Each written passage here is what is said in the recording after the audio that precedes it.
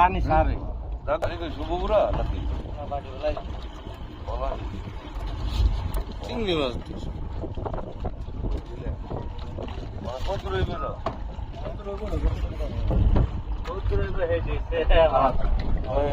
দাম কোন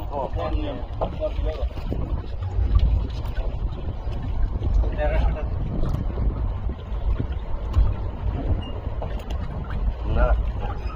600 টাকা দিবে 700 টাকা দিবে